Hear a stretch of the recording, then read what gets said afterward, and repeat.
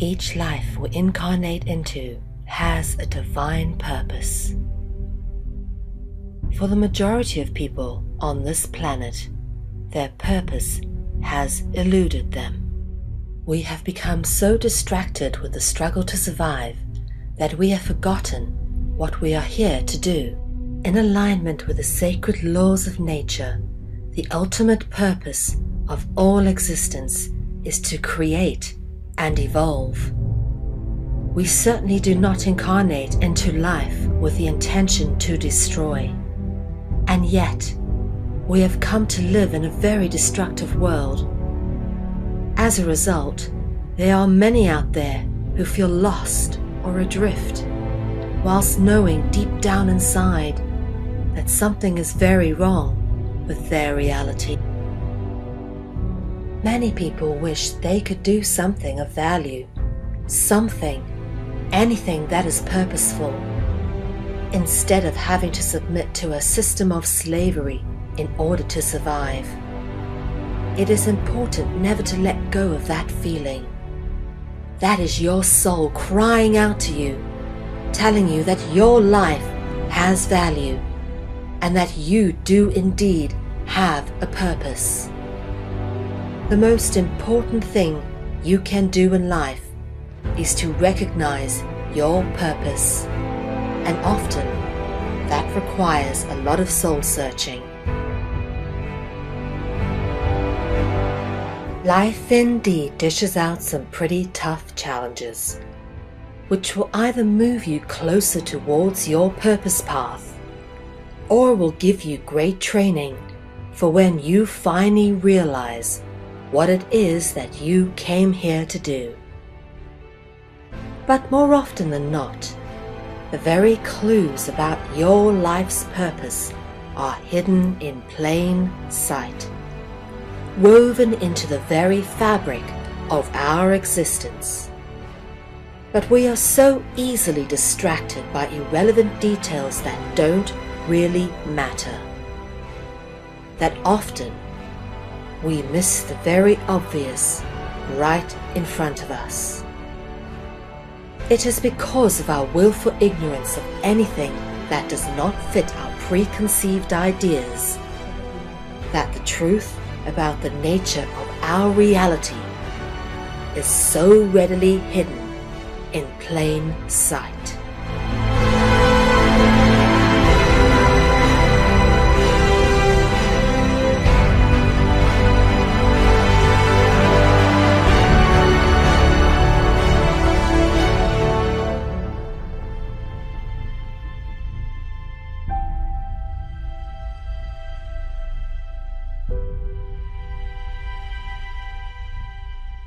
This is a very deep and personal journey, which has come to be expressed in many aspects throughout my life.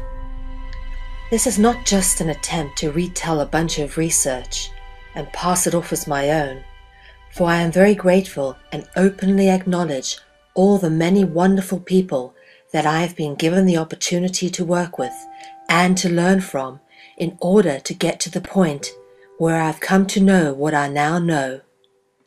This is a journey I was always destined to go on, and likewise, how I have come to know this information forms as much a part of the story as the information itself. Your life. Hello and good evening, everybody. My name is Mel V, and this is the first episode of a brand new series called Dragonology. This has been a bit of a passion of mine for a very long time, and it's really great to be able to finally present this information doing something that I really enjoy, which is teaching. And I've just, I suppose, been waiting for a little bit of an opportunity with all the work we've been doing with CCN to actually get this material together into a form that would be complementary to the software and the style that we've developed here. So I want to say a big hello and thank you to everybody who has joined in. I hope this is going to be interesting, and I hope that you will learn a little bit of something tonight, even if you're familiar with the subjects of dragons and that realm of information. I'm sure there's a few things in here that you probably haven't heard. I wanted to first off reference a book that I got 20 years ago now, and I'm going to hold this up here so you can see this. It's the Encyclopedia of Mythology, an illustrated encyclopedia, and you can see it's like all torn and dog-eared, and this has got my scribble notes. I haven't just gone onto Wikipedia and download a whole bunch of stuff. You can see I've really over the years hammered this thing to bits. Very interesting story. I picked this up at a secondhand bookstore on my college campus in 1995. So I've had this for 20 years, and I didn't take this with me from South Africa when I left and moved to London in 1999. It was upon a trip back to South Africa in 2010 when I found this amongst some of my mother's old books. I'd actually taken a whole bunch of my David Icke and Lloyd Pye and all of that sort of thing out there to leave behind for my mom to hopefully read, because she does read, but largely Mills and Boons and that sort of stuff. So I found this on a bookshelf. It was one of my old books, and what it did was it reminded me that I have always had a calling and a passion for mythology since a very young age. And in fact, the very watered-down version of myths and legends we were given when we were at school just simply didn't do any justice to the actual scope and vast complexity of the world of mythology.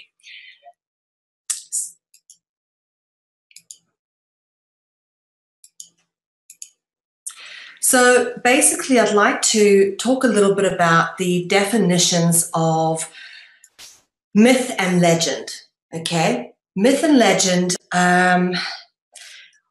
well, to be honest with you, I have been looking for a long time to find an accurate definition, and I've not yet been able to find one. To be honest with you, there doesn't seem to be any way of describing whether you're looking at something that's real or whether this is to be taken into account as an actual historical event. Because when you taught the stuff in school, they don't kind of categorize it the way when you taught history, you taught World War I happened and this a date, and ended this and this a date. But when we were kind of sort of brushed over the area of myths and legends, which we kind of did in sort of art history and various subjects where it was kind of imperative to go there in order to get the understanding and the background. For example, speech and drama went a lot into Greek theatre, and with that you got to understand a little bit about the culture, of course, which we will go into today, and the myths and legends that then accompanied them, because these things are referenced in the plays which we were taught. For example, one good example is a play called Antigone, which I actually performed in and had to learn the entire Greek script. So, you know, when you start looking into the symbolism and stuff that they've been playing in through their mythology, you start to realize that there's stuff going on there that we've, you know, kind of been taught nowadays is semi-dismissive. In fact, as I say, the definition of legendary and mythological have been widely debated with no widely agreed upon application. In fact, I really have to pose the question, is mythology real? Because what we have to understand about history as we know it is that there's a lot of flawed current version of history that we're taught in mainstream media and in education, and that we're expected to believe that is passed down. We've also been taught that mythology should be kind of relegated to fantasy, folklore, not accurate history. But I think considering that our history probably isn't very real, maybe mythology is. Should we be asking the question, is mythology real? Because the interest in mythology has grown steadily throughout the last 100 years.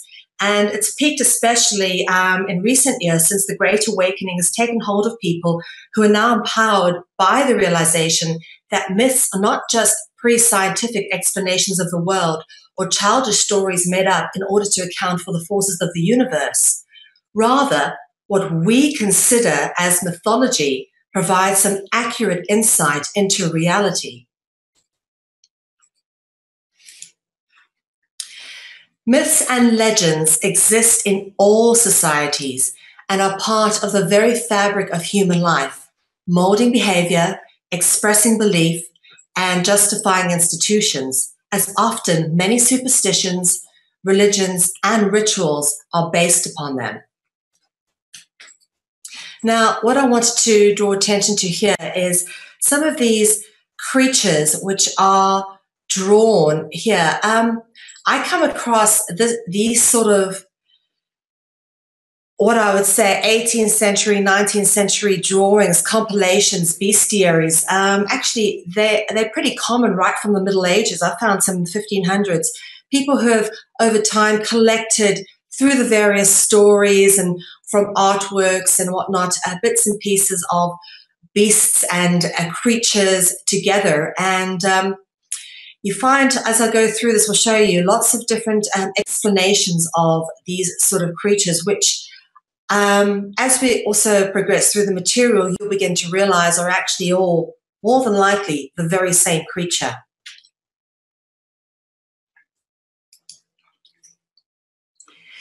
The Encyclopedia of Mythology defines myths as imaginative traditions about nature, history, and the destiny of the world, the gods, man, and society. They are concepts which deserve serious attention for what they mean to those who believe in them, and as statements about the fundamental issues in life. One of the disadvantages of the old-fashioned derogatory use of the word myth to mean a foolish story or a false idea is the implication that myths are trivial. The reality is, in fact, the reverse. It is the things which people find important that find place in their mythology. And that was taken directly out of this, the introduction part of this book. So just to show you where I get all my source material from, or some of it, but this is a number of books that have compiled to all this. Mythology largely comprises of that collection of old human stories which are widely regarded by the ignorant and the majority as fanciful tales of impossible heroes and gods from long-gone eras, which have been imprisoned in limited available lexicons of successive verbally orientated cultural histories. Even the use of the word myth or mythology limits the idea one can have of this cultural history by identifying it specifically with a particular era or cultural deity. Now that's interesting because what we will try to do through the course of this material is also realign our language. Where does the word myth come from? The pre-Christian Romans practiced the religion of Mithraism, and the word myth originates with the god they worshipped, which is Mithra, which is a Roman sun god. And have a look at this. This is quite a rare picture, I beg your pardon, this picture here. It actually shows Mithra. It's one of the rarest depictions I've seen of Mithra, but really it actually shows him with anthropomorphic features, animalized dragon-like features, the snake twisting around him, standing on an orb or a moon, which is quite common of the mother goddess, with wings. And the sharp talons, looking a bit more like a lion, like a sun god. Lions are symbolic of sun gods, but also they masked the dragon. Here we've got Mithra. Again, Mithra is often represented with sun rays coming out from behind his head and is often referenced by the Latin term Sol Invictus, meaning the unconquered sun. All right, so there we've got the sun rays coming out from behind his head. And of course, the unconquered sun leads on to this. Napoleon Bonaparte once said, "History is written by the victors." And indeed, it is the losers who get written about. History is determined by the dominant culture, which basically means that it is the murderers and villains of history that get to decide what the people of the future know about their past. And that has been largely done over the last 2,000 years, if not longer, through the Babylonian cult, but certainly in the last 2,000 years, if not more, through the Roman cult, probably much further back than that. It's just taken on different names over the years. But where it is very provably traceable is through the language and all the languages that have evolved from Latin using the Roman alphabet. So the Roman cult basically used the Latin language, which is pretty much considered a dead language now. Well, it's not dead. It's just not in circulation within the public. They've kind of kept it to, it's not taught necessarily as first languages, except if you're living in the Vatican, of course. And of course, this is why the word Latin means hidden.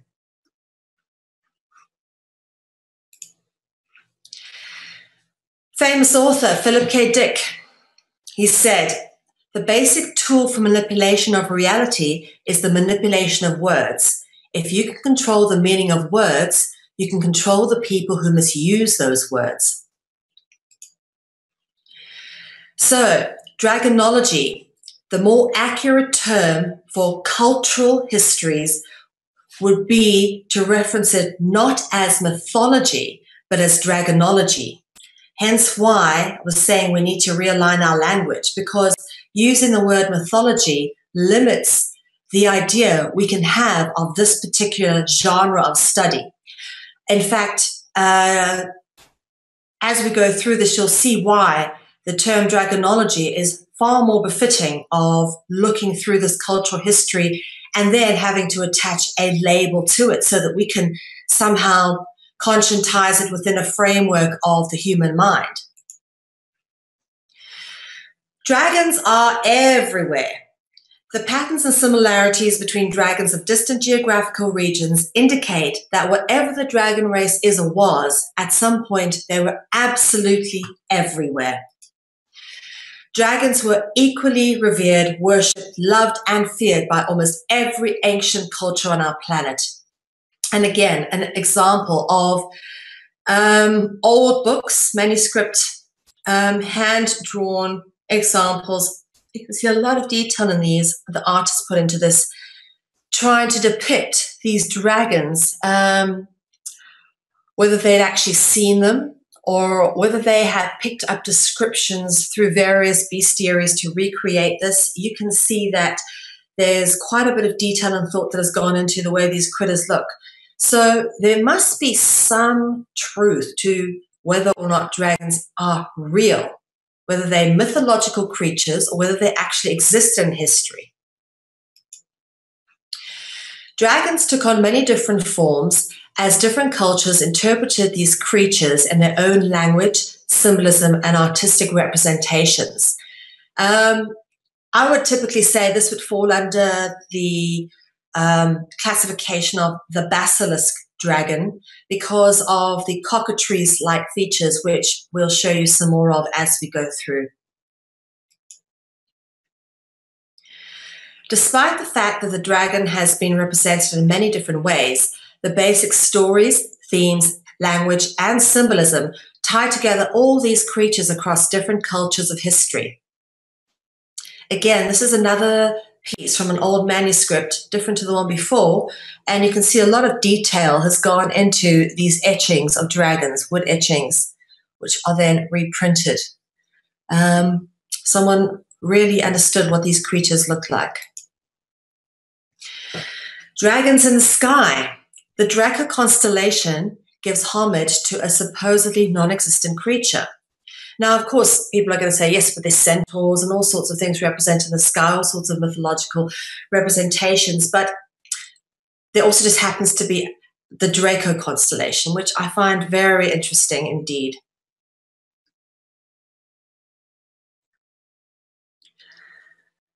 Dragons in the Chinese zodiac. The Chinese zodiac, which of course is known as the Shengzhou, is very interesting. I'm born in the year of the dragon, 1976 over here. Although the dragon is the only creature in the Chinese zodiac that is not an everyday, commonly found creature, it is said to contain the attributes of all 11 other animals on the Chinese zodiac. And of course, this is known as the Shengzhou. So although it is not a commonly everyday known creature, and that is acknowledged sort of by the philosophy they have, that this creature actually contains the features of all the others. Very interesting. It's almost like he was the original, the source of all the others.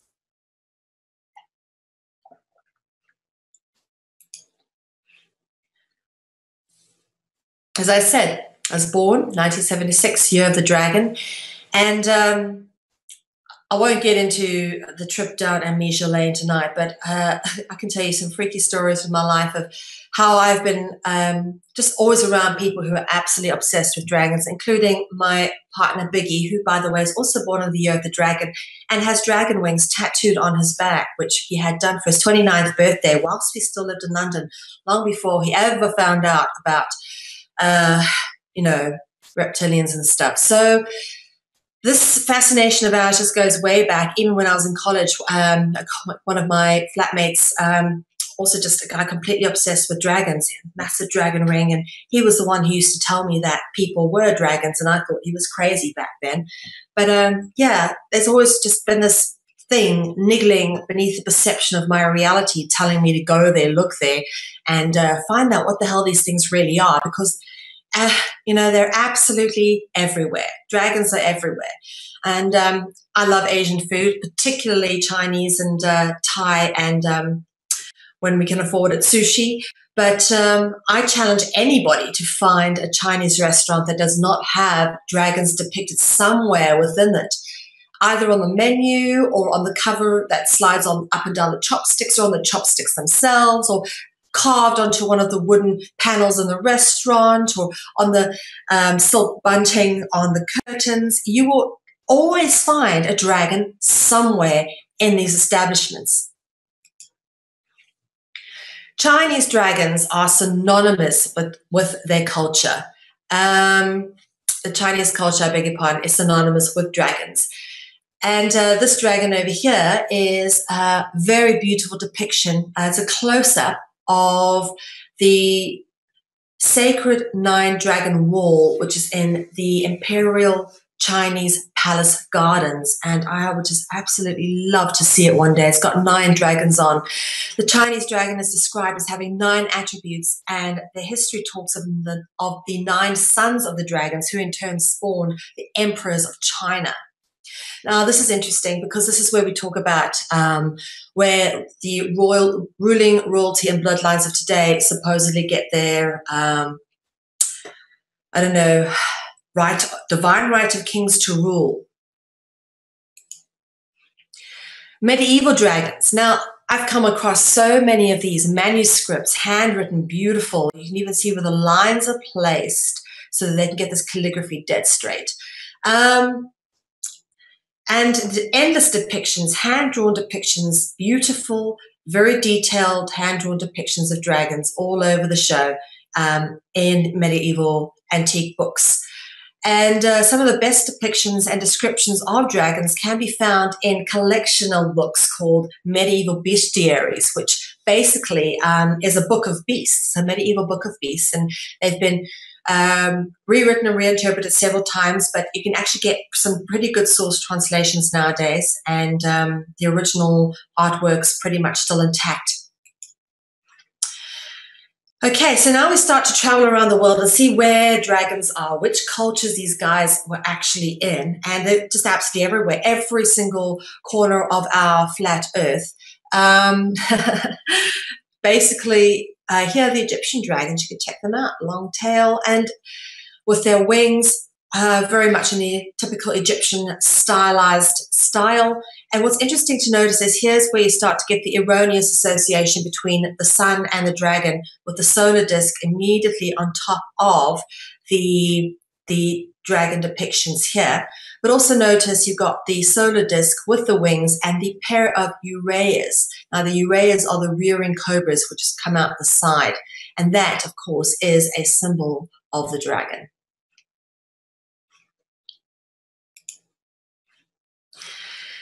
Here we got another one which I thought was quite iconoclastic and depictive of really where we're going with this course material. Again, here, another winged serpent with plumage. These things are often described to have plumage on the top of their heads. And you have bowing down what appears to be someone in worship making an offering. Now, these urns normally contain people's hearts. And with rituals, ripping the heart out, eating it, or offering the heart up to the gods is pretty common. We see that a lot in South America. Depictions with Quetzalcoatl, they offer the heart up to him, and that's this guy over here, South American dragon, Quetzalcoatl. He is a Mesoamerican deity and was worshipped by the Aztecs and Mayans. He's worshipped in various aspects, actually. I think it's called Toltecan or Voltec. Some of those interesting names, but basically Quetzalcoatl means feathered, winged, or plumed serpent. Again, you see the plumage on the top of their heads, not winged in this particular one, but certainly munching on a human being. And many sacrifices were made to Quetzalcoatl, and I must say the Mayans were one of the best at leaving behind a very non-cryptic descriptions of what they were doing. Very descriptive artworks and carvings which detail all the sacrifices, and that seems to be a common thing. They did that as well in Egypt, except they were hidden behind more symbols, but more difficult to decode them. But obviously the Egyptians would have been mystified with the alphabet that we have today if they were presented with one of our books. Australian dragons, known as the rainbow serpent. This Australian deity is credited as being a creator god according to Aborigine folklore and Dreamtime stories. And these guys are normally quite a central theme in Aborigine artworks, which are normally painted with lots of little dots. And I have had the absolute pleasure of seeing an Aborigine artwork myself, and they really are quite phenomenally done. So all this over here has lots and lots of little dots. Just to give you an idea of how far spread these creatures are and how varied they are, but how similar the themes are that seem to be pervasive. Antiboga, of course, the Javanese dragon, and you see the wings, the long serpent-like body, and he is wearing a crown.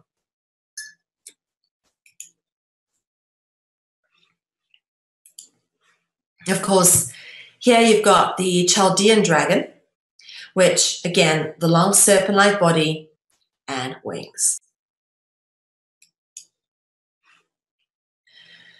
Here we've got the African dragon, or at least a drawing, because no one's actually, apart from the various depictions by Dr. Credo-Mutwa, which in and of themselves are not terribly clear, we don't really have any better descriptions or pictures that have been made available to the public. So this is what we've been able to obtain as the representation of the African serpent deity that is often referred to as the Chitauri or Nyoka, which Nyoka is actually another word for instructor or expert, known as the creator.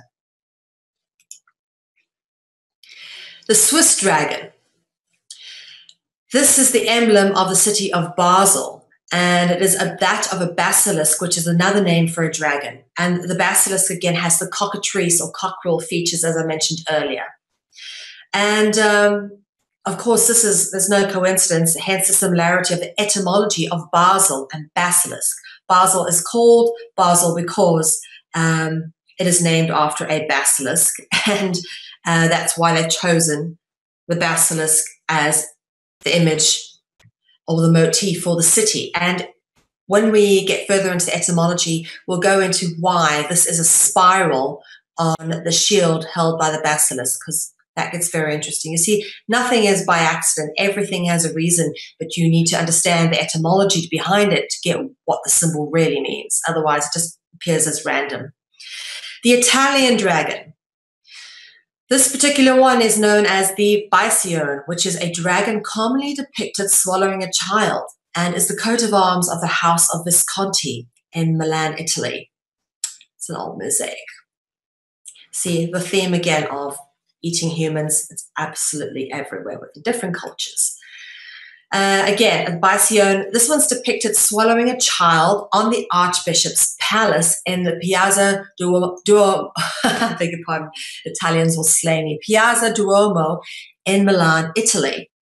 And yeah, interesting. On the Archbishop's palace, you've got this guy. And of course, the Bicione appears here. Alfa Romeo. This is the trademark of the famous Italian car manufacturer, Alfa Romeo. And notice the familiar depiction of the Bicione eating the child.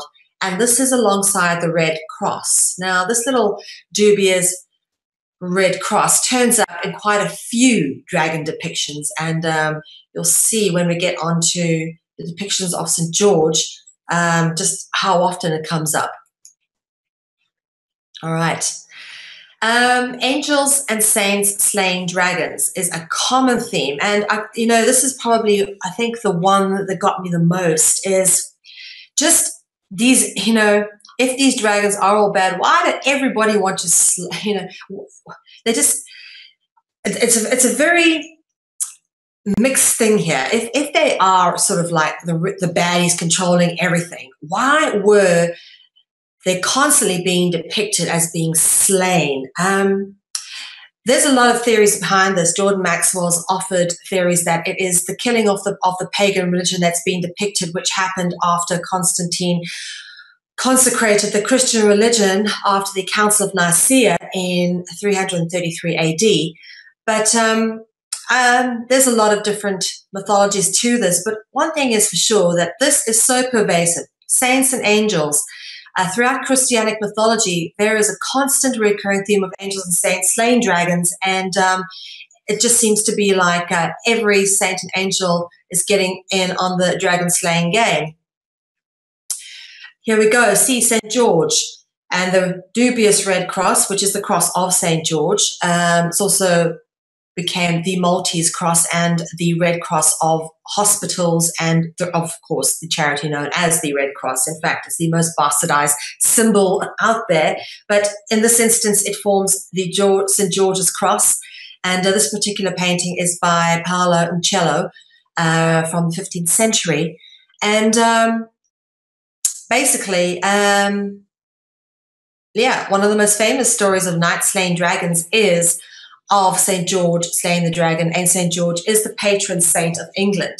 And of course, this is apparently all over saving a woman. And again, when we go in a bit more into sort of how mind control has been initiated, we will talk a little bit about how we can gain clues into this through these kind of stories, propaganda stories.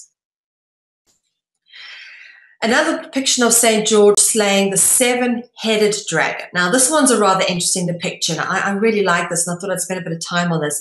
It's from an 1851 engraving depicting the beast of the apocalypse and the mother goddess. Now, the mother goddess is normally always depicted standing on a moon, usually depicted with either a halo around the head or an aureola, as she is in this case, which is a luminous light cloud, normally symbolic of sun rays, and with the token stars around the crown, which you normally find a circle of stars around the mother goddess crown anyway. This one's a rather spangled crown she's got on there. But you'll notice the five-headed dragon, which turns up in the book of Revelations. And what else have I missed out? The mother goddess, supposedly the whore of Babylon, who is depicted standing on a moon as she is surrounded by an aureola. She's also depicted with wings and a star-spangled crown. And you can see the word dracone over here. Raptors for the rapture, which is, of course, referring to Revelations. Saint Margaret and the Dragon. Now, this is interesting. I love the story of Saint Margaret and the Dragon. The story goes that Saint Margaret was so pure that when a dragon appeared to eat her, she apparently just split the dragon in half and appeared from inside the dragon holding her cross because she was in such a pure and holy state. But of course, that wasn't enough to prove her purity and chastity, and she was beheaded anyway. But one of the things I always love about these depictions, and I must say some of the old artworks I found of St. Margaret are truly beautiful. I think people were very fascinated with. There's a lot of detail and some really beautiful renderings of this particular myth. But I always find it fascinating how you can see the naughty dragon face with the cloak coming out of its mouth. You see, the cloak is red here. And if you check here, I love this. Here we go. Here's St. Margaret popping out of the dragon again, holding a cross. You can see she's got a halo around her. She's holy. And the cloak is coming out, the blue cloak that she's wearing always comes out the dragon's mouth. And that's how you know it's St. Margaret and the dragon. It's either St. Marguerite or St. Margaret, depending on which country you're in. The legend changes. Again, here's another one. This is a beautiful, beautiful rendering of this picture, and you can see it's rather old as well. But over here, you've got the blue cloak coming out the mouth.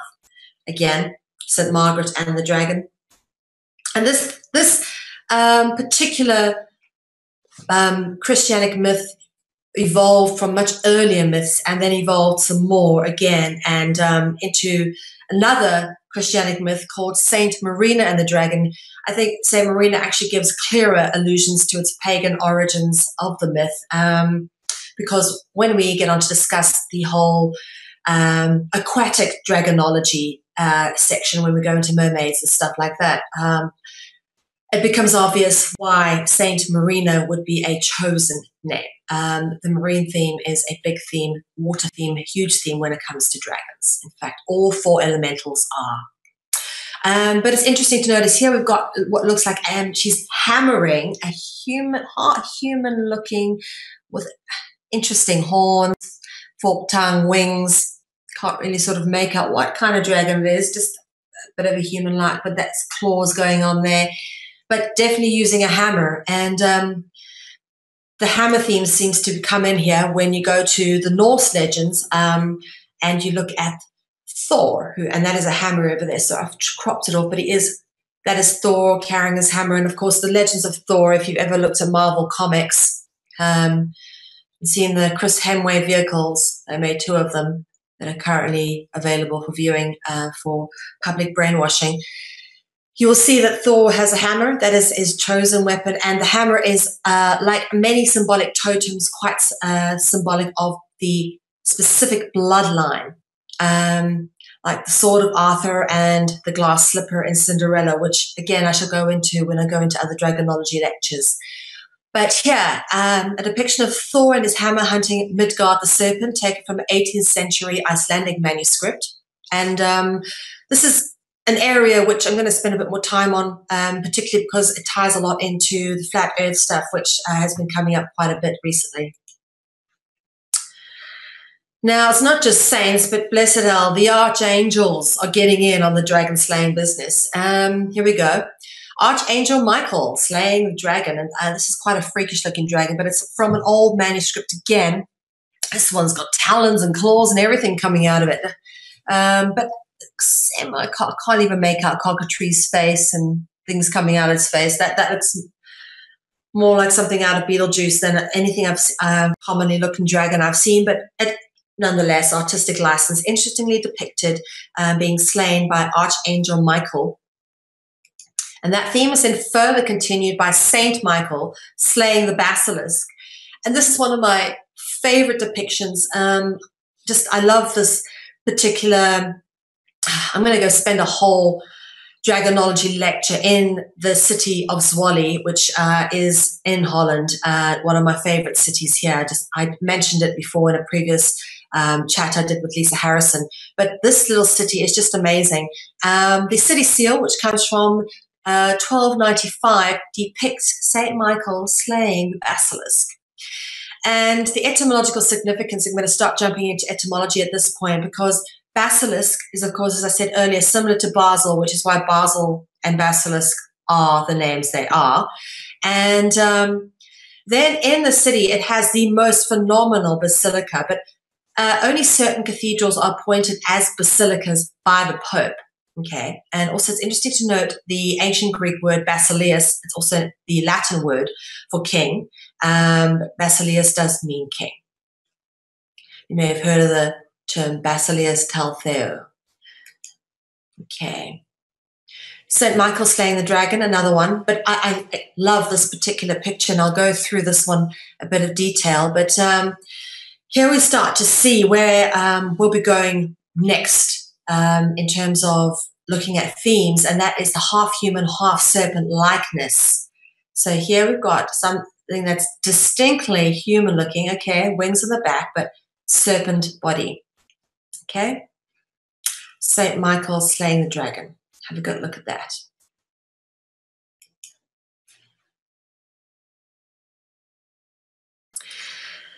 And here it starts to get funky, okay? At first look, you would notice, obviously, there's the serpent tail attached to the legs, and this is the picture of Jupiter. It's called Jupiter Seduces Olympia by Giulio Romano from the 16th century, 1526. It's an interesting depiction of the rape of Olympia. Now, there's a lot of depictions of Jupiter or Zeus raping people. It's either Semele or Olympia in this case. But Jupiter, interestingly enough, is also known, the Italian name of this painting is Giove, not Zeus. He's referenced by the Italian name. You want to put the Italian name of this painting on it, he is referenced as Giove. And Jehovah is actually just the Italian spelling of Jehovah, which, you know, Jehovah's Witness, we've heard that word before, just to show you how example of how gods are relabeled as language evolves, is reinterpreted, as different symbols take on different sounds and different meanings. And again, start to reference the familiar theme we're climbing very heavily into now, which is the half human, half serpent form. And one of the things you always notice with Zeus is normally got thunderbolts or lightning bolts depicted somewhere, as well as an eagle. An eagle is a depiction. Now, the Roman eagle is supposed to originate with Jupiter or Zeus.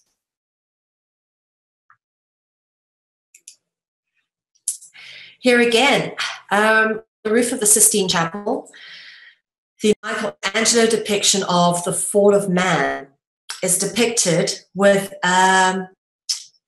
just incredibly, the flesh work on this is amazing. I just absolutely love this picture. But this, to me, is just so beautifully done. The depth and the way in which, so I'm getting my art head on, I'm supposed to be focusing on the words here, I beg your pardon. The half human, half serpent is symbolic of metamorphosis. Dragons have been described as zoomorphic, meaning that animals can shapeshift, all right? Zoomorphic is a word meaning animals that can shapeshift. And there's,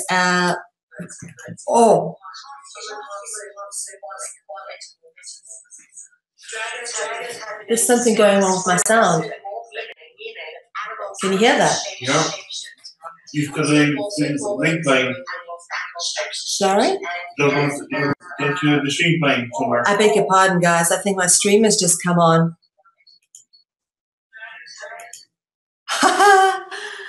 Oh, isn't that funny? My own network's just come on me. Excuse me. These things do happen. Technical glitches. All right, then. Where were we? Right. As I was saying, there is a Latin word that actually does basically incorporate or describe what zoomorphic means. Okay, I beg your pardon. Zoomorphic is a Latin word. We'll be talking about the Greek word, which we use for zoomorphic, which is an animal or a being that can shapeshift. All right, the half human, half serpent theme pops up everywhere, and it's interesting. In all parts of the world, it's the same thing, and it's such a clear and distinct theme that it cannot be ignored. So I'm going to draw attention to it and hope people start to recognize the patterns for themselves and see this is not just some far-flung realm of conspiracy research, but, you know, you can't ignore artworks that are hundreds of years old and are all depicting the same thing from different parts of the world when there was no TV, there was no telephone, there was no internet. So why they're all depicting the same thing? So throughout almost all cultures and regions, there are constantly reoccurring themes of half human, half serpent beings representative of physical change, physical metamorphosis from one state to another.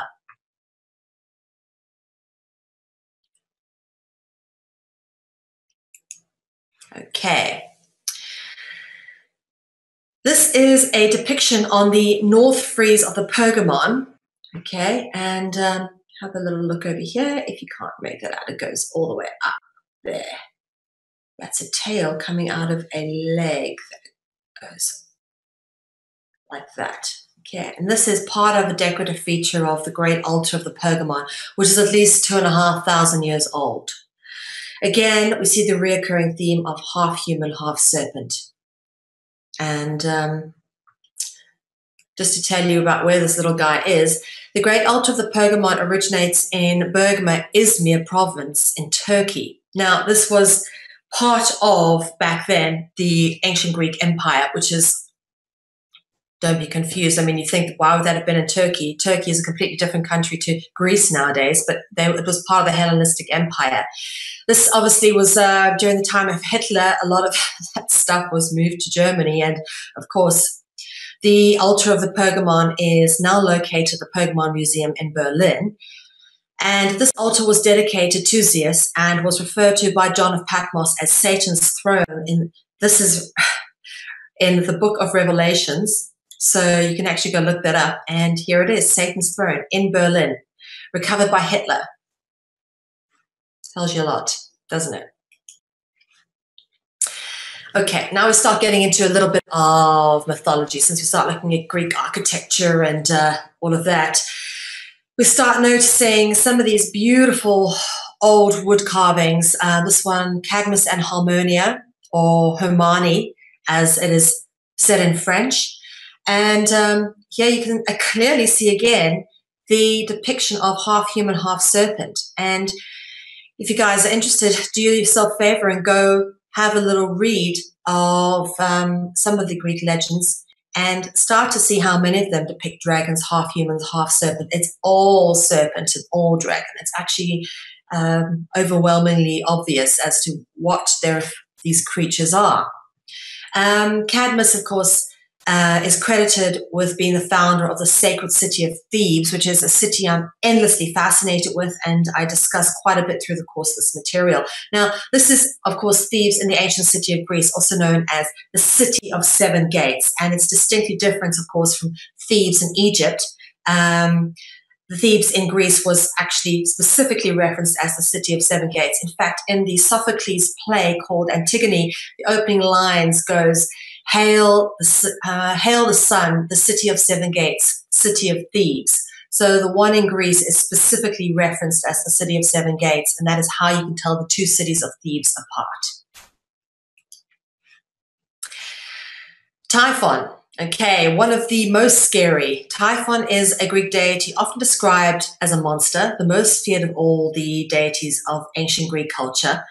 And this is a picture on a 6th century crater. I think this is 6th century BC, which presently resides in the Museum of Munich. Again, you can see very human-like looking features and then the serpent legs. See? Human upper body. And this is where we start to see the appearance of the Phrygian cap, which you will find adorning the head of Mithra. You'll find these things becoming a little bit longer and also going that way, which then became wizards' caps.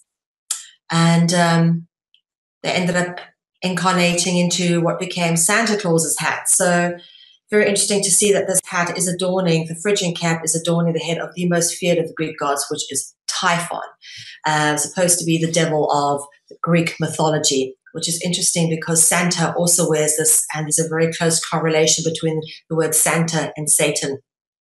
Anyway, I digress. Notice also wings on the back. These wings, very symbolic.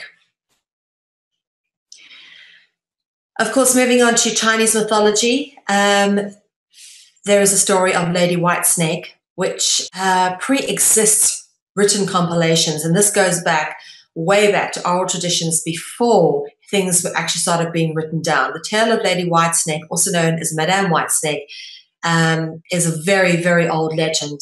And in this picture, you can actually see the lady's head with the snake body.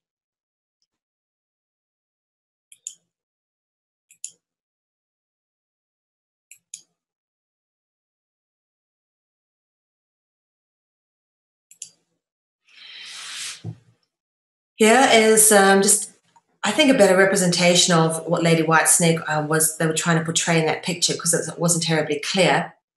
Go back, you can see it was just the head and the tail. And this is also a 14th century depiction, but you can also see the same sort of thing going on here. Face of a human being, body of a snake.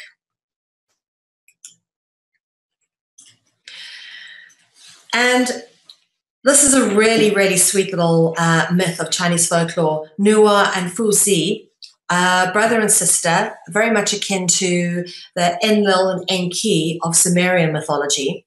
And basically brother and sister who were credited with the creation of humanity, as well as inventing hunting, fishing, cooking, and writing. And that's, of course, very interesting. Not agriculture, because, of course, human beings were vegetarians until we had dragon influence.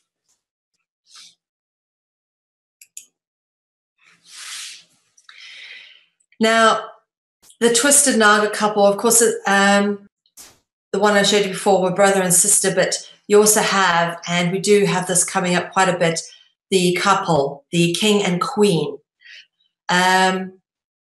This is a sculpture of a Naga couple in Halebidu in India. It's a few thousand years old. And Naga is the Sanskrit or Pali word for a serpent-like god or dragon. And I will spend quite a lot of time going through stuff on the Naga as we progress through the material of dragonology in another episode.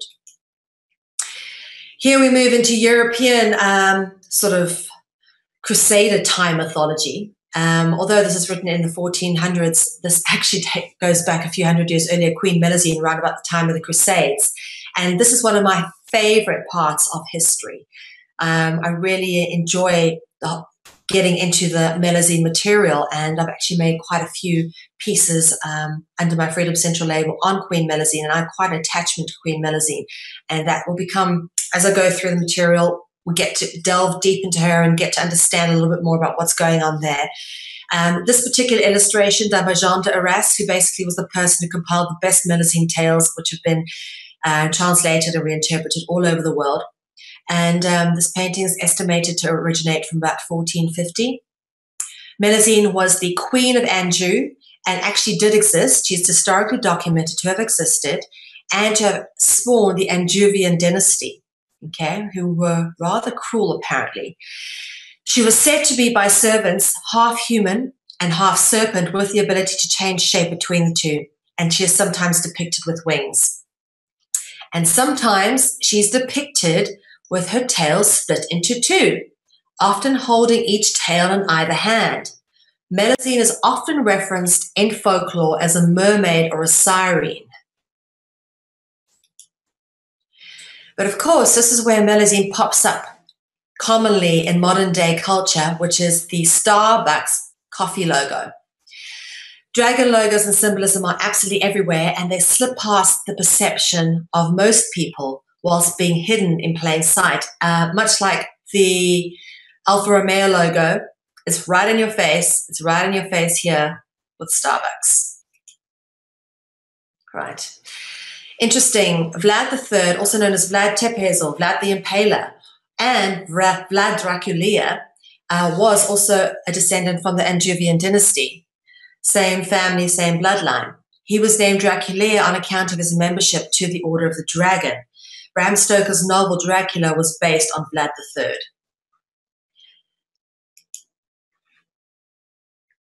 So this brings up the question, is the Queen a dragon? Now, we hear a lot about this stuff going, and I'm sure anyone coming into this information or watching this for the first time, this is where they switch off and they go, right, she's lost me. But we have to consider the evidence, and, just in a few short steps. For me, it's compelling enough to look at twice as to what we've presented, because the Queen is, in fact, a descendant of the Angevins and Vlad the Impaler, the same bloodline we can trace the Queen to. So there's a very good chance that she actually could be. And then, of course, there's the obvious evidence which pops up in the, public view, which is a 16th century portrait of Elizabeth I, which has been sitting in the National Portrait Gallery on display since 1921. But the wear and tear on the painting actually revealed something. It's a painting of Elizabeth I, which, if you have a look in her left hand, it was painted over, and that is where there would have been a little snake.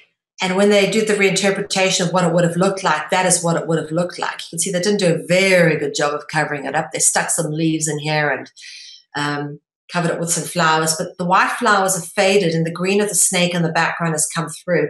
It's visible through her hand as well.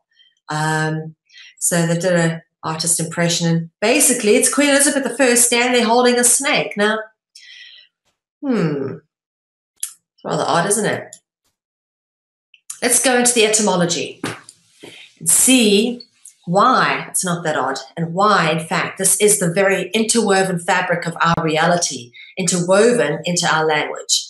Etymology, for me, and the way we're going to deprogram ourselves from our language matrix, this is what etymology and the science of it has become to me here in this reality now, is not understanding where words come from, but a deconstruction of words and language, so that we can all deprogram and deconstruct the matrix, which starts, of course, with language and understanding.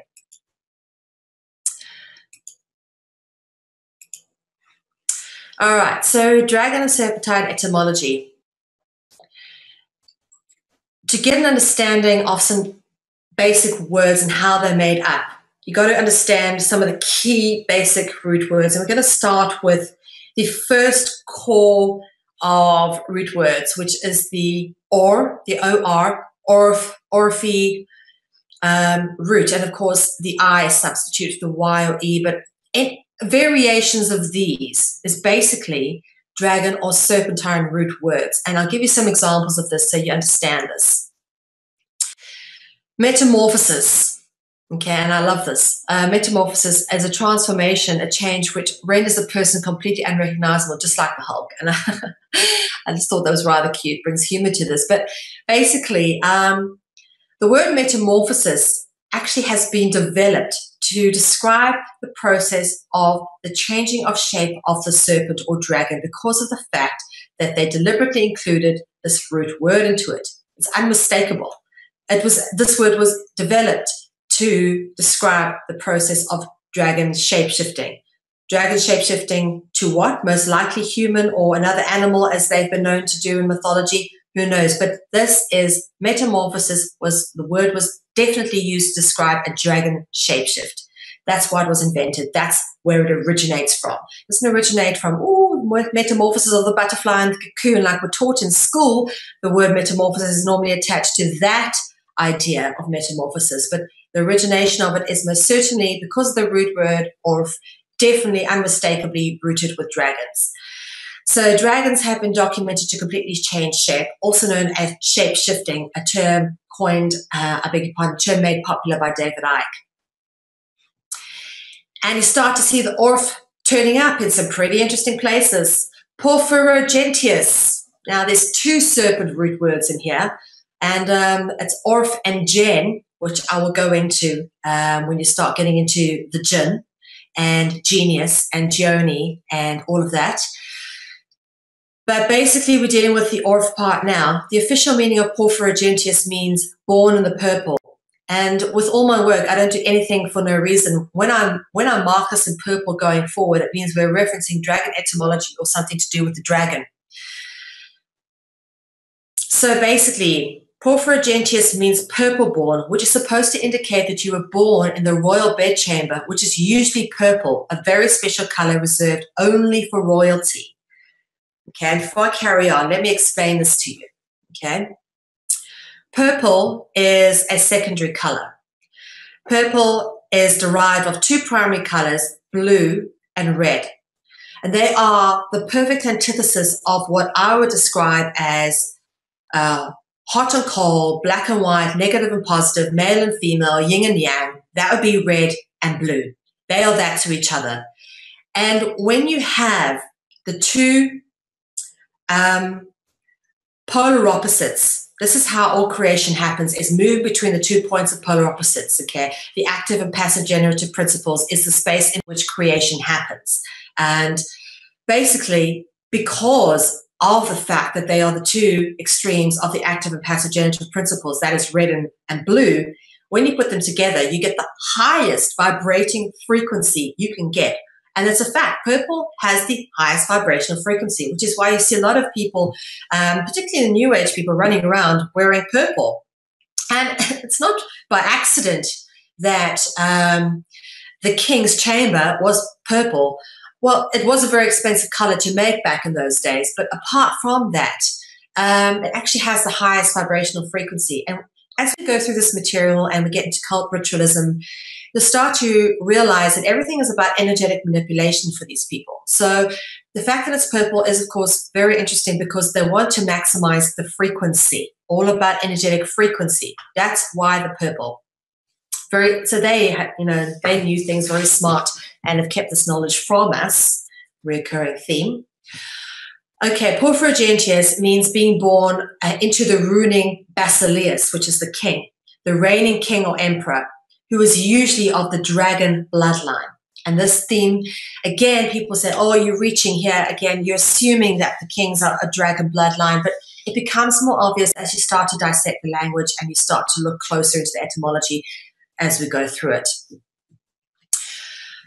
Royalty marries royalty. There's always been a history of royalty being obsessed with bloodlines and horrendously interbreeding. And in fact, the current Queen Elizabeth has, I think, 2 cousins who both died as disabled people in care, and she never visited them. But basically, they're obsessed with bloodlines and interbreeding and, keeping the bloodlines pure and all that. And there's a very, very good reason for that. And again, this comes up in the language. And I'll do a bit more on Constantine and the Porphyra Gentius and how it's very interesting. And I actually feel quite sorry for these people. They use like political pawns in games, actually. But basically, the purple born, which is supposed to indicate that you're born in the royal bedchamber, is a special color used for royalty. And basically, it also means if you're Porphyra Gentius, that most certainly means that you are part of the dragon bloodline. But it's a well-documented historical fact that royalty are obsessed with bloodlines and interbreeding. Those born Porphyra Gentius were normally married to other Porphyra Gentius. The imperial diplomacy of a Porphyra Gentius bride was usually sent as a seal to seal a bargain. Okay, so in imperial diplomacy, a Porphyra Gentius bride was often sent to seal a bargain. So basically, a king would send his daughter to a foreign land, to a king there, so that they can merge lands, but they had to be of Porphyra Gentius bloodline.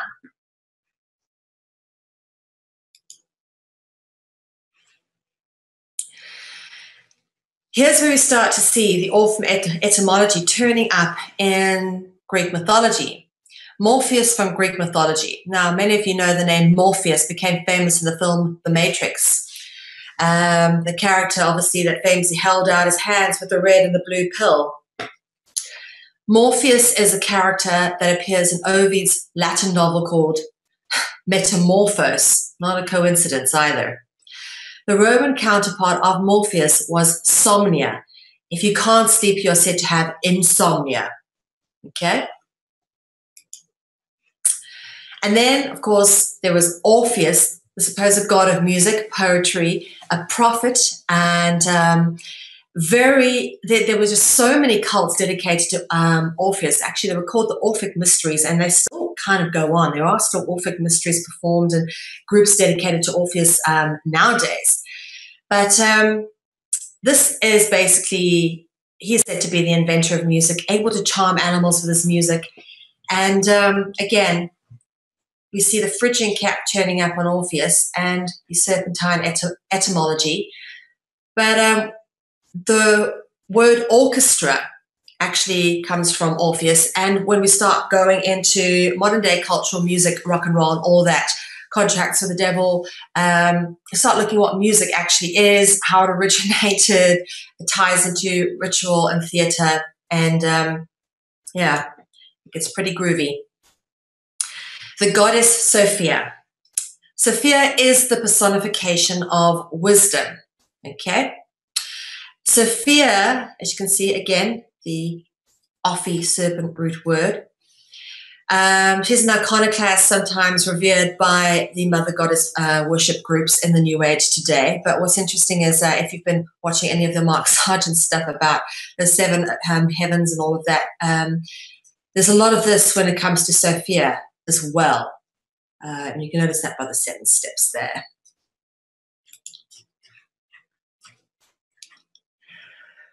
Ophiuchus. Ophiuchus is a constellation. Now, I beg your pardon. Let me get this right. It's actually the 13th astrological symbol in the Hermetic zodiac. That's right. There are 13 symbols, not 12. We're commonly taught that there are 12 symbols.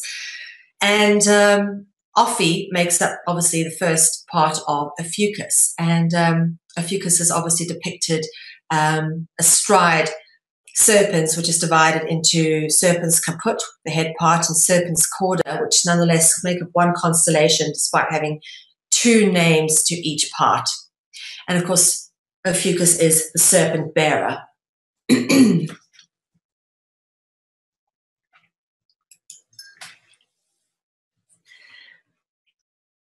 And then we get the word philosophy. Philosophy, obviously, taken from the Ophi root word. Now, when we get into a little bit deeper into this Sophia and Sefer, to read, to teach, to learn, all of that ties in quite interestingly into the etymology that is very common with serpentine etymology, and that is the etymology of reading, writing, and everything associated with it. Which is why we go into etymology, because it is a creation of the dragon. Words, symbols, language. All right, now for me, this is the biggest in terms of the dragon root words, and one of the ones that gives away so much. And rather than kind of try to wax lyrically about it, I just take you through some of the words that it actually stems into. And wow, when you look at the words that really are serpent-rooted and what they mean, it's interesting. I don't like the word scary, but let's just say it's interesting.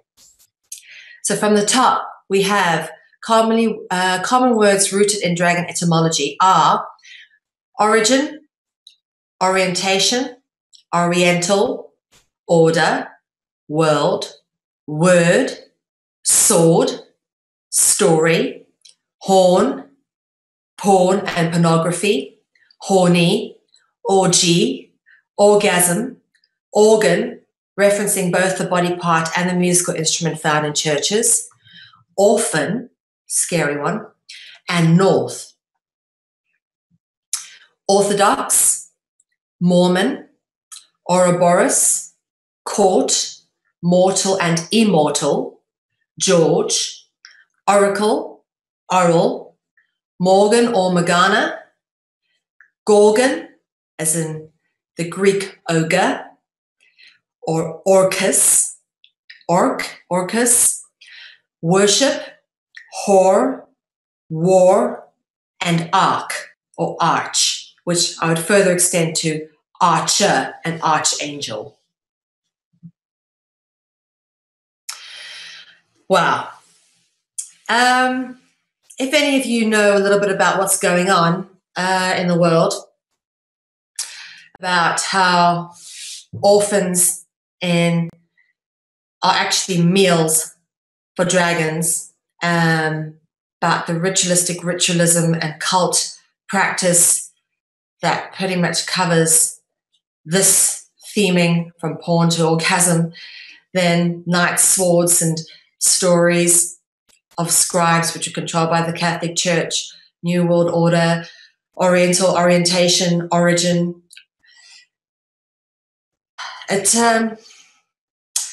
biggest belief. And then you got, of course, the religious themed words such as Orthodox and Mormon. And then, of course, the Ouroboros is a snake eating its tail. Court, the creation of our control system. And, of course, so it goes on. Worship, whore, and most importantly, war. Magic words. Okay, here's where we get into word magic. All right. This is the part we need to start getting our heads around, because this is what it's all about, is understanding how to use those words in the right way so that we don't put spells on ourselves. Word magic. All words and language written and spoken have power. Word spells are created when we are taught at school to spell words. To write is to perform a rite or a ritual, which is why we are taught to write in cursive, to curse ourselves.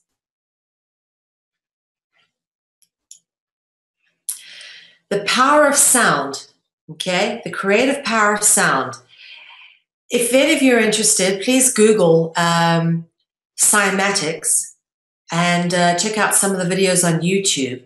And cymatics is the visual expression of how particles attune to sound frequencies. And this is an amazing art form. And I was actually at the Breakthrough Energy Movement Conference in 2012, where I had the pleasure of meeting Fernando Fossa. And let me just say, he's the only man that I'd ever walk into a dark room with, because he took me into this completely dark room and showed me sound waves playing through a ball of water, which actually manifested into light patterns. And it was just phenomenal to see how you can actually physically see sound. And this is an example of that and what sound becomes.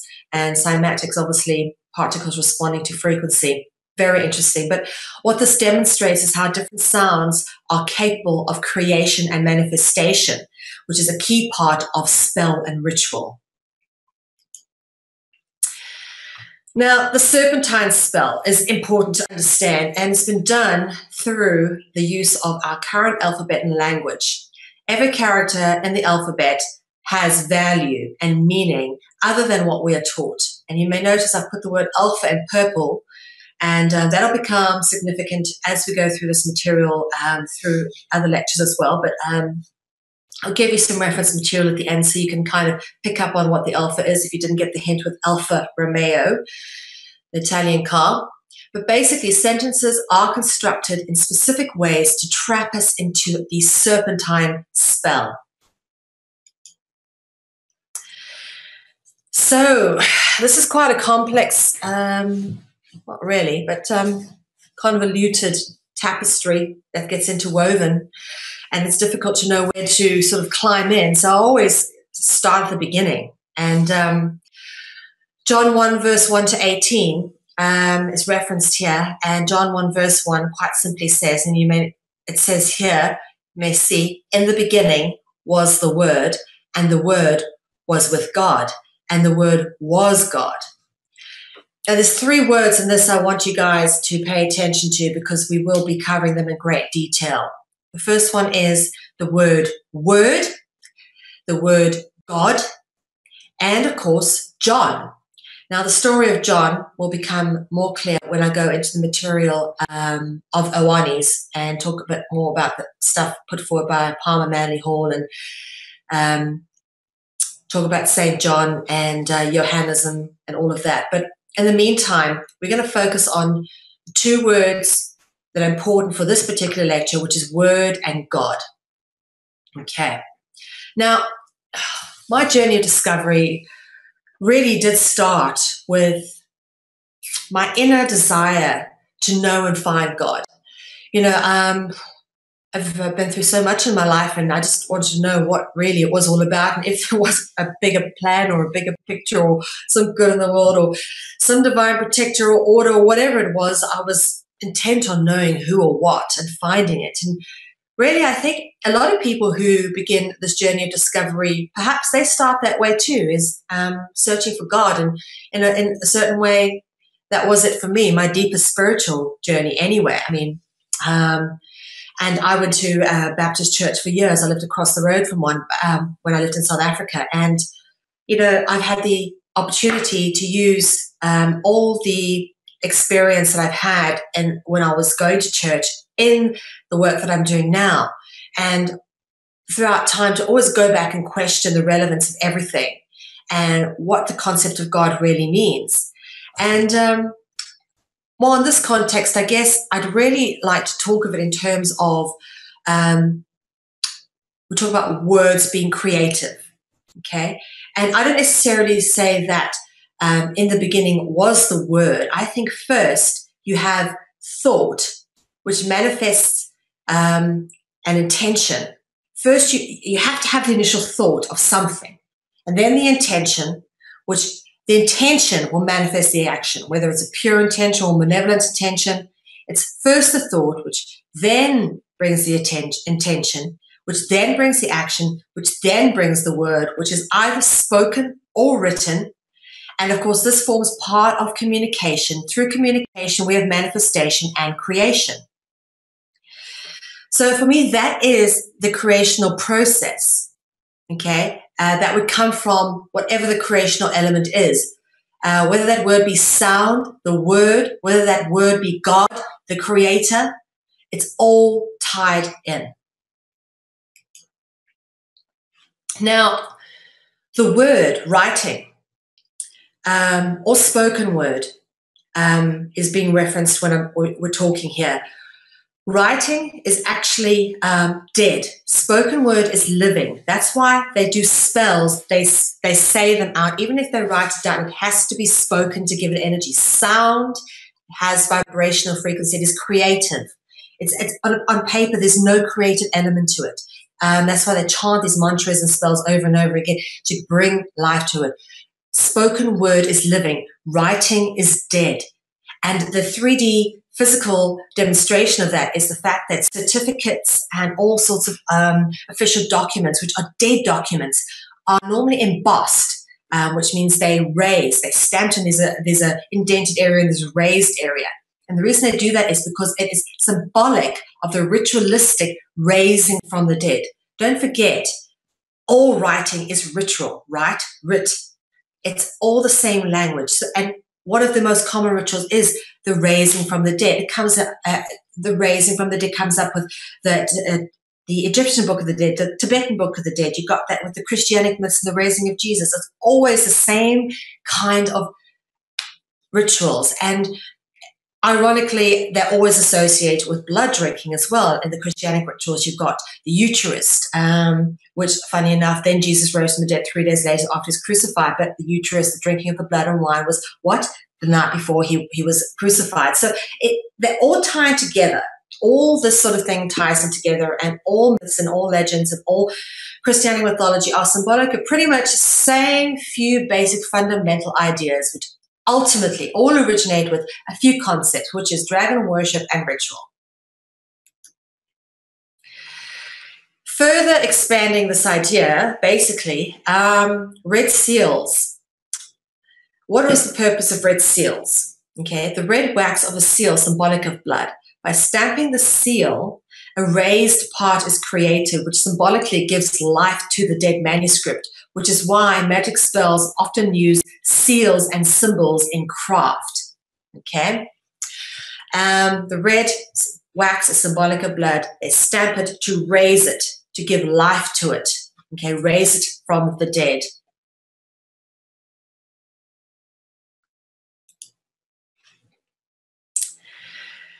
So if the word is God, okay, we need to actually look at what God is in languages before the concept of God was in our language. The word God wasn't always God. So if we start to look at what God is, the concept of God that we read about, the controlling God, the God that created this reality, or the gods for that matter, and we look in the other languages, it starts to get a little funky, folks, because the ancient Greek word for God in the singular is the. Gods is theoi, okay, T-H-E.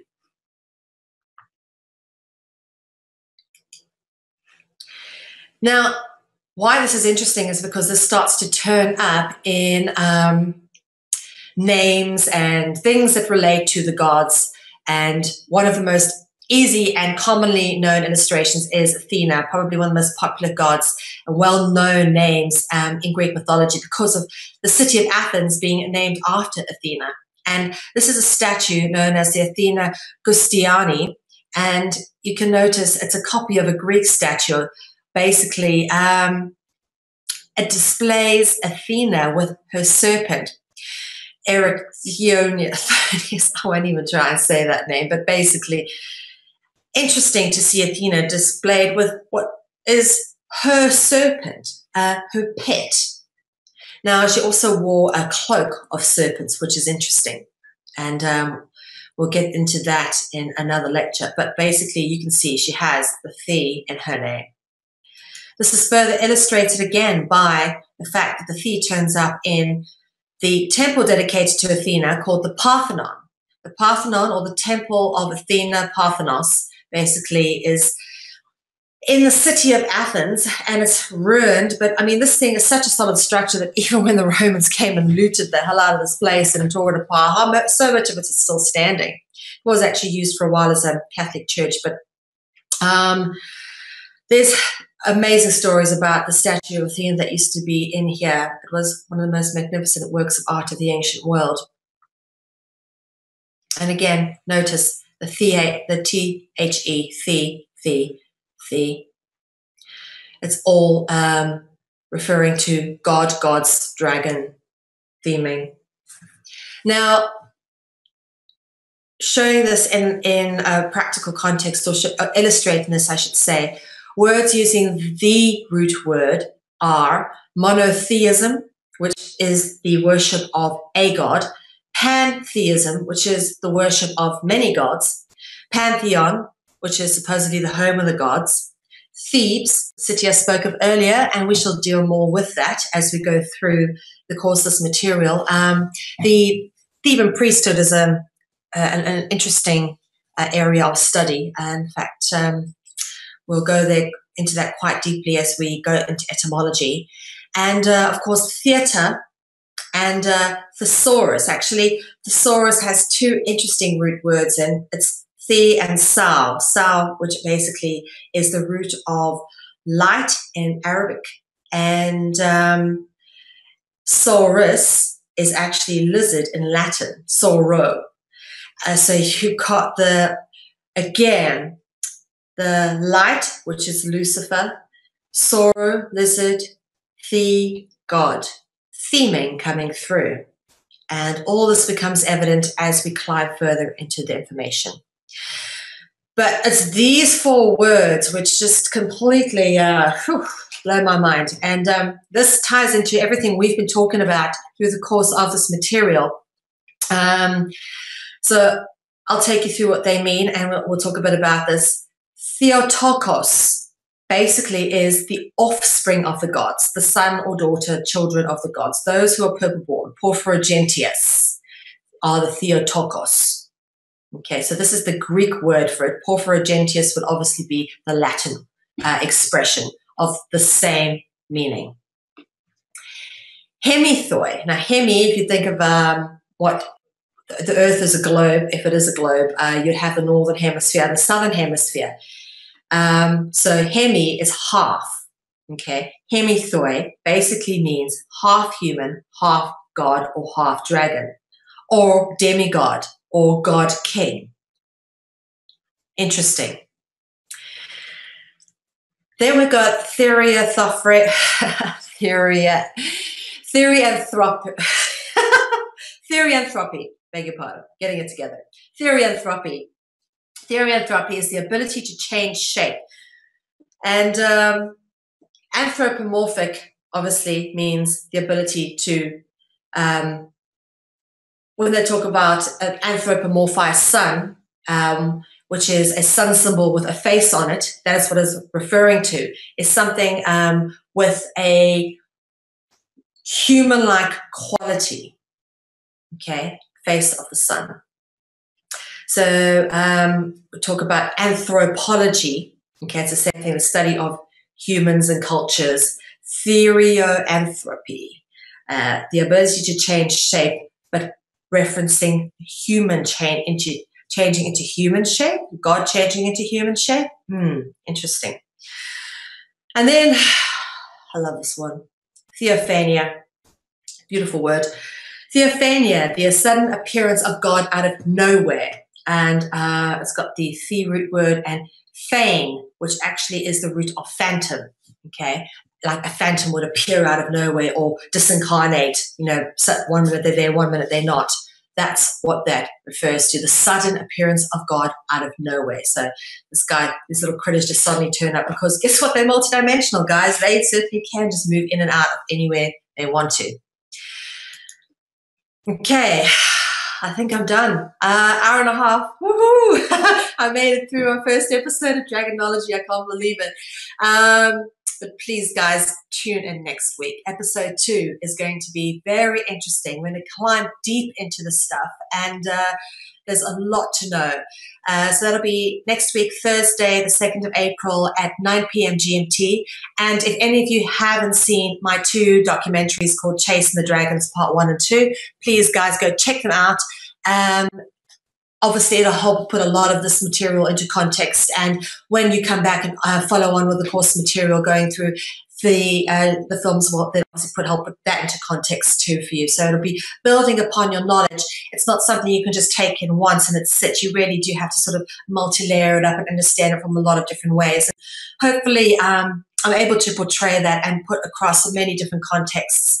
And hopefully this will form an interesting part of a deprogramming process for you. I am actually in the process of writing the Dragonology book, Dragonology, the Encyclopedia of Dragons, which I've been working on for a long time. I actually set out to write the South African Guide to the Global Conspiracy, book 1, 2, and 3. Book 1 is Light and Dark. It got published, long story there. But book 2 was supposed to be The Eye of the Dragon, and it turned into 2 documentaries and, of course, the series. And it's now going to be turning into an encyclopedia called Dragonology instead of being called The Eye of the Dragon. And so just to give you an understanding of how that kind of ties into my work and why the Eye of the Dragon is not happening, rather it's evolved into something much bigger, and we should never be afraid of that, never be afraid to allow things to evolve. So that's what we've done. And it's a massive body of work. It's an absolutely huge, huge book. And we want to do it in full color because of all the pictures and sources that, you know, just can't do them justice in black and white. And of course, printing in color does cost money. We certainly don't have the money to publish this book. So we are putting out a crowdfunding request for the publication in print. If anyone's interested in seeing Dragonology put into print, please, guys, feel free to contribute to our crowdfunding campaign. And if you wish to do so, you can go to consciousconsumernetwork.tv/donations-page, or go to our homepage on consciousconsumernetwork.tv and look for the big red heart. Click on there and it'll take you through to our donations page. And of course, CCN brings a variety of mind-expanding content to the viewers all over the world. So please do check us out and watch some of the other programs we've got. And especially check out our new French language site, which is french.consciousconsumernetwork.tv. A big thank you to Cyriliel and the French team for getting that going. Very proud of you guys. We're looking forward to seeing this going up in multiple languages very, very soon. But of course, we need public support to make that happen. Biggie and I have no income, and we really would like to bring a greater, more expanded CCN to the world with lots more information to you in lots of different manifestations. But for now, I just want to say thank you for your attention and your interest. It has been an absolute pleasure to discuss my passion, which is dragons, with you all. It's not a subject I often get to discuss, and really indulged for an hour and a half. So a very big thank you to you all, and a big thank you to my partner in crime, Biggie, for producing this session for me. And I hope to catch up with you guys next week. Until then, take care.